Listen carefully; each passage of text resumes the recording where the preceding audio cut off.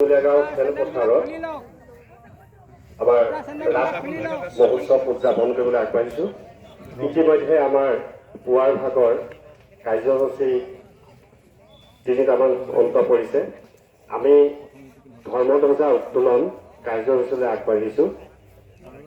আমাৰ চাৰিটা কমিটিয়ে উদ্যোগতে এই ৰাস উৎসৱ মহোৎসৱভাৱে উদযাপন হয় আৰু উদযাপন যাতে সুচাৰুৰূপে পাৰ কৰিব পাৰে তাৰ কাৰণে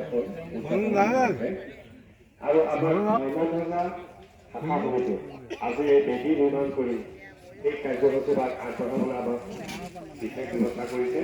তেখেতসকলক সভাপতি সম্পাদক প্ৰমুখে সকলোকে আমি ঘৰে ঘৰে সেৱা কৰিছোঁ।